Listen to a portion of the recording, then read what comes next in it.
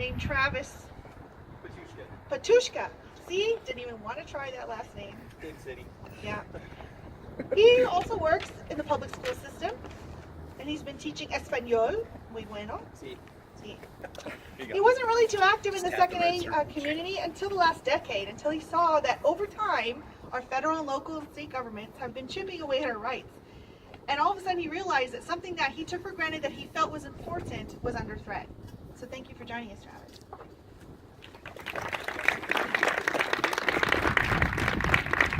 Well, first of all, I'd like to thank Tricia Harold and the NFOA, as well as anyone else involved for making this event happen.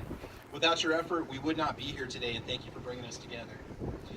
Many of you don't know me, but I'd like to let you know that I simply stand here before you today as a concerned citizen of our state. As I look around the crowd today, I see all of Nebraska being represented. We have folks that drove in from the Panhandle, the Sandhills, the South, Central, and Eastern Part 2. While we all come from various backgrounds, cities, and small towns, there are two ideas that have brought us together today. We all have an appreciation for firearms, as well as an understanding and respect for the Second Amendment. Now don't get me wrong, Nebraska is a state that has a rich tradition which offers hunters and fans of shooting sports access to some of the finest land and game this country of ours has to offer. We allow our citizens and guests from outside the state to partake in our land and game.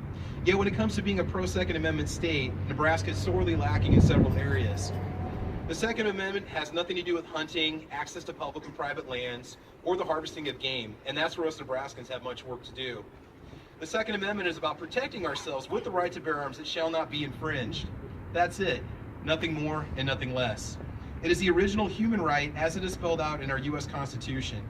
And I would like to see Nebraska truly on board with supporting that amendment by offering constitutional carry as it already exists in several other states. I would also like to see Nebraska eliminate any fees necessary that financially limit a Nebraskan's right to bear arms, such as the cost of an application for concealed carry permit, as well as our handgun purchase permit. As a Nebraskan who is subject to those requirements, I feel like my right to protect myself, my God-given right, is there, so long as I have the money to pay for it. Now I could go on, but as Nebraskans, I feel it is our duty to educate ourselves about the Second Amendment, as well as the rights that we have, the rights that we do not yet have. In closing, as gun owners and fellow Nebraskans, please carefully consider those officials that receive your vote. Become active on the local level and educate yourselves what our representatives are doing for us as gun owners in Washington, D.C.